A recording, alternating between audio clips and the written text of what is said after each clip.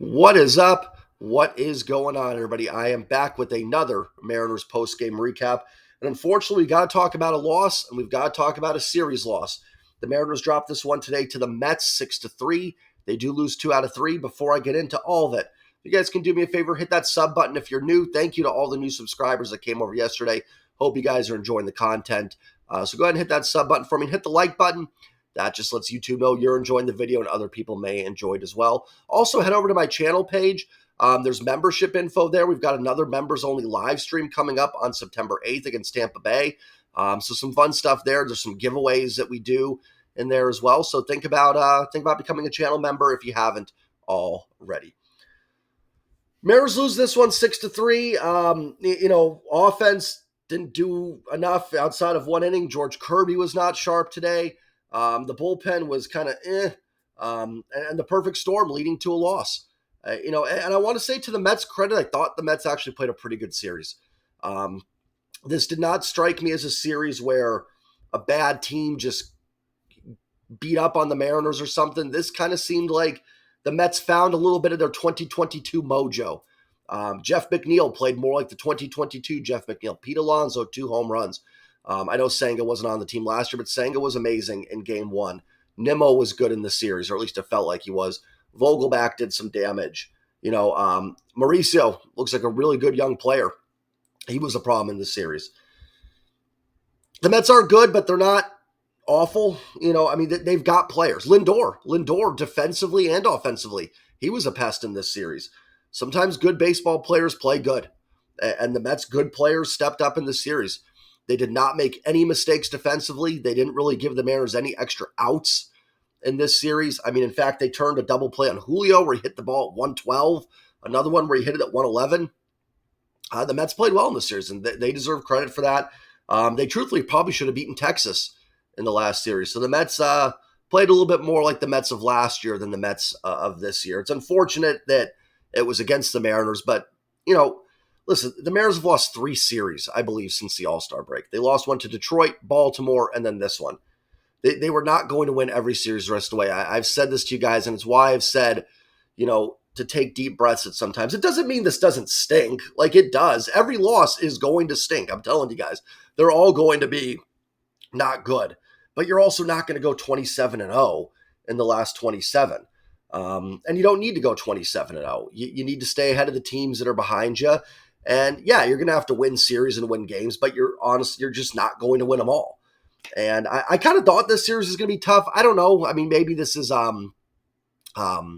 self-fulfilling prophecy, but it did feel like this was going to be a tough series. And the Mariners they haven't lost a road series since, I honestly don't even know the last road series the Mariners lost. Maybe I need to go back and look, but I feel like it was even before the Giants series. I'm honestly trying now. I'm stuck trying to think of it, but what was the last road series the Mariners lost? Baltimore? It honestly might have been in Baltimore back in early June. It has been a long time. You're not going to win every series on the road. It's tough to win a lot of games on the road. This team's been red hot on the road, and they just ran into it a bit this weekend. The good news is there's still some results out there. Minnesota's tied with Texas. Colorado's up on Toronto. Houston plays tonight. For the most part, you're not going to be losing any ground with this series loss. Now, again, you could look at that as a bad thing and say, hey, they had a chance to take advantage and really, extend their lead, and they didn't. And that's true. And listen, the Mariners did not play well in the series. There's some things that need to get better. There absolutely is. This is not me coming on saying, hey, they played really good. It just happens. It's not. They did not play well in this series. And they're going to have to play better. Castillo and George Kirby pitched the last 2 games. They've got to be better than they were these 2 games. No doubt about it. Logan Gilbert was fine on Friday, but their aces need to be better. Absolutely. The offense scored 3 runs in essentially 2 batters. Gino was hit by a pitch. Canzone homered, and then Mike Ford homered in the 4th inning, and that was it. Didn't put a lot of pressure on the Mets. And Tyler McGill's not very good. And they kind of let him off the hook. And then the Mets bullpen, Brooks Raley's not bad. Trevor Gott's not bad. Adam Ottavino's not bad. But they just didn't really get any pressure on these guys and score any runs off the bullpen. It's just not been that great. So, and certainly I'm not excusing a poor performance, but it does happen. And we knew it was going to. eventually. That they were going to run into a little bit of a scuffle. What was the Mariners' winning percentage in July and August? Like 800 and something? Like, I mean, my gosh, they were the best team in baseball for 2 months. You weren't going to keep that up the whole rest of the way. The key, keep your lead in the division and don't let it spiral. Don't let it become a thing now where you go to Cincinnati and get swept or lose a series. You go to Tampa, lose 3 out of 4. You got to stay composed. You need to put it aside and move on, but you also have to make sure that it just doesn't spiral. And that's really the key. There's going to be some series losses. It just can't be a detrimental loss where it's a true setback, if that makes sense.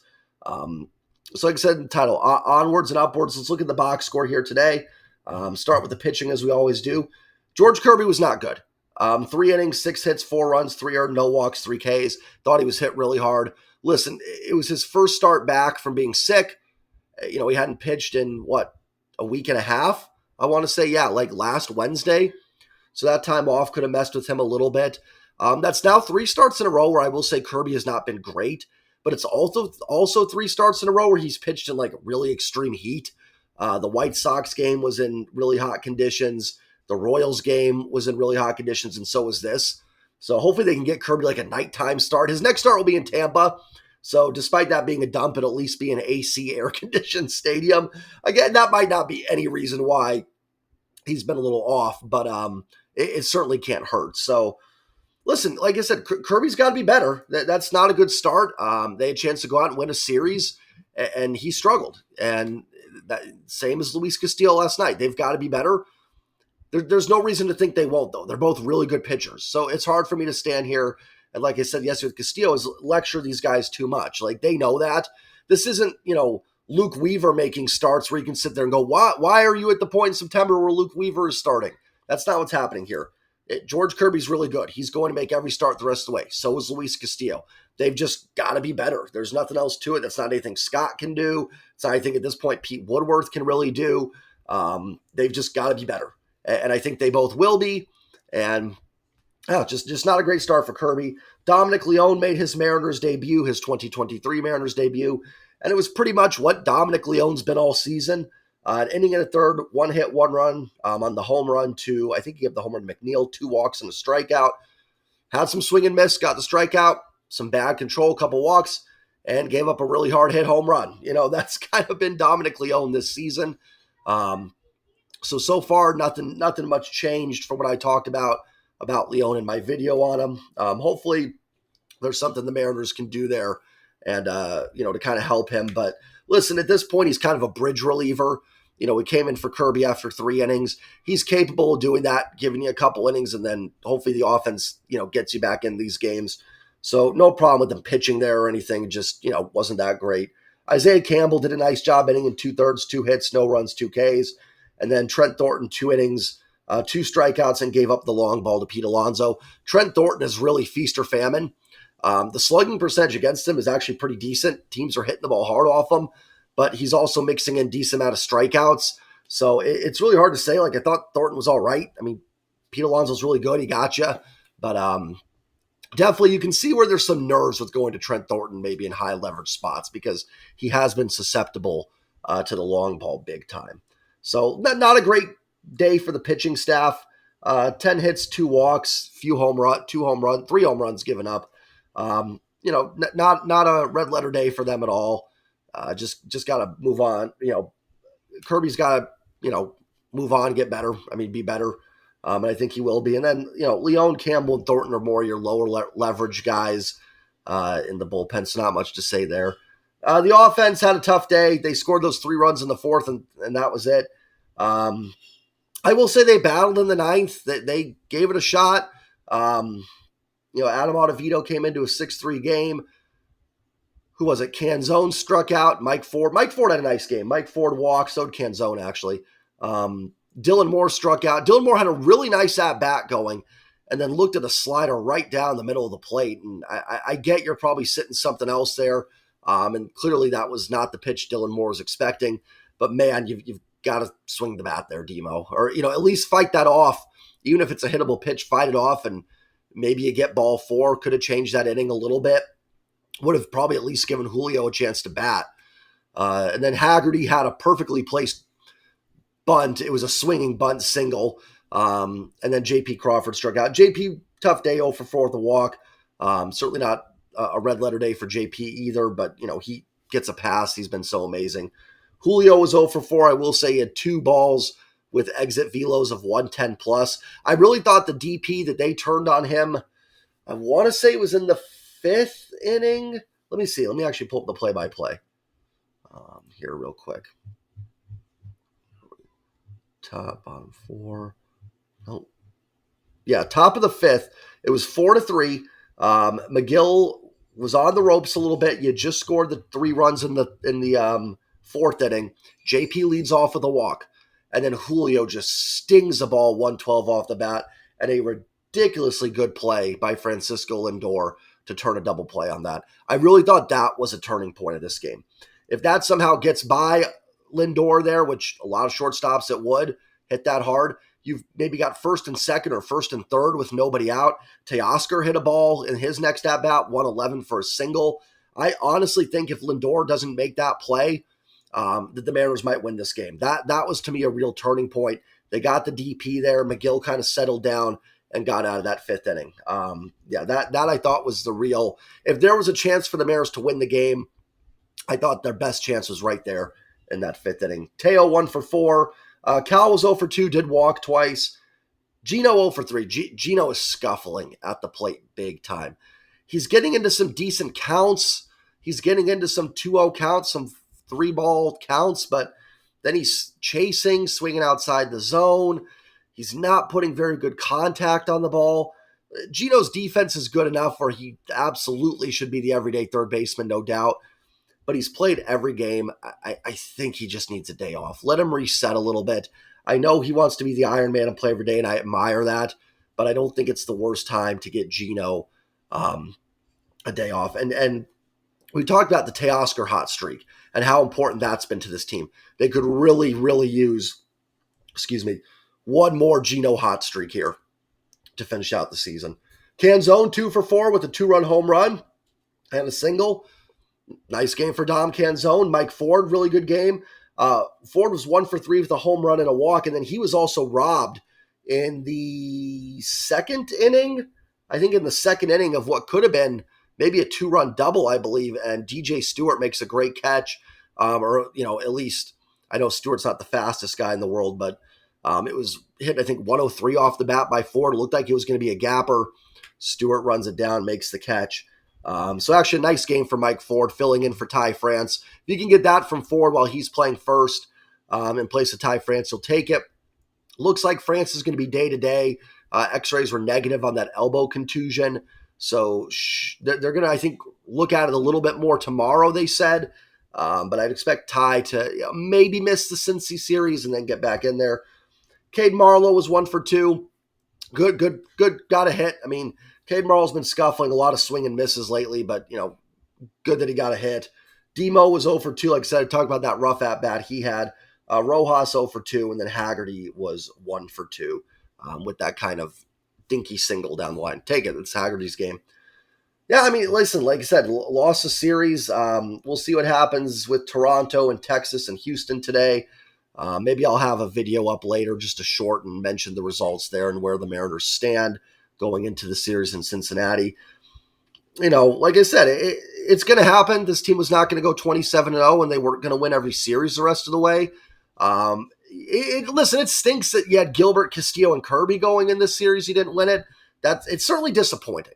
I don't want you guys to misinterpret what I'm saying.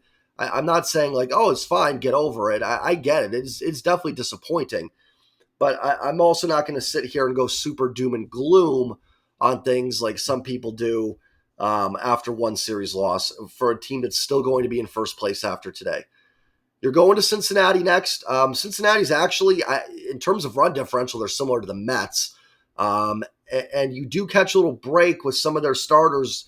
Again, like I said yesterday, going on the COVID IL, which, again, I didn't even know was still around. And like I said, first and foremost, obviously hope everyone's healthy and safe. But it looks like you're going to catch a little bit of a break there. They haven't announced a starter for tomorrow. And then Wednesday, you're facing the former Mariner pitcher that was sent over, I believe, in the Castillo trade. Why am I blanking now? Let me try and pull it up here. It is, there it is, Mariners and Reds on Tuesday. Connor Phillips. So you're going to face Connor Phillips, I believe was in the Castillo trade, if I'm correct on that. Let's see. Oh, no, he was March 20. Oh, well, Phillips was in the Jesse Winker trade. He was in the Jesse Winker trade. I forgot about that. For some reason I forget the Winker Suarez trade sometimes. He was in that trade. So he's going to make his Major League debut on Tuesday. They haven't announced a starter for yesterday. So either way, you're catching a little bit of a break with some of their starters being out. So hopefully some of the Mariners can take advantage of. And listen, Castillo, Kirby didn't really have it the last 2 days. Thankfully, you were able to win the Castillo start. Maybe Brian Wu and Bryce Miller can pick them up a little bit and have some good outings here against Cincinnati. So hopefully you can bounce back and win this series in Cincinnati, kind of put the Mets series behind. And yeah, I mean, that's about it. Bounce back and get some wins. Still in first place no matter what happens today. Guys, like I've said 100 times, the losses are all going to hurt in September. There's not going to be one loss that you're not going to go, ooh, could that be the one that ends up costing this team? Could that be the backbreaker? They're all going to feel like that. But just know that the other teams in the race are going through the same thing. Houston's trying to avoid being swept by a very, very mid-Yankees team. Texas can't not shake the Twins to save their lives. Today and in this series, they're trying to avoid a sweep. Toronto's struggling against Colorado. I mean, if you think the Mariners are feeling it, all the other teams are feeling it as well. So again, yeah, you can certainly look at it. Would have been a great opportunity for the Mariners to take advantage of that. But the other teams say the same thing. They had an opportunity to take advantage of a Mariners series loss.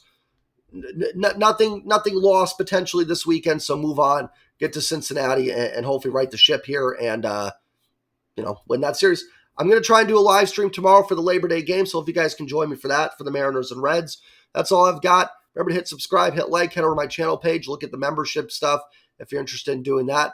And I will see you guys all tomorrow. Enjoy the rest of your weekend. Team's still in first place. Everything is still right there for them. It is frustrating, yes. Certainly not happy about it. But this team is still in really good shape, guys. Really good shape here. We would have signed up for September 3rd and the Mariners in first place. So move on, throw it away. The Mets played well. Tip your cap, and let's go get a W in Cincinnati. Take care, everybody, and enjoy your Sunday. Go Mariners. Peace.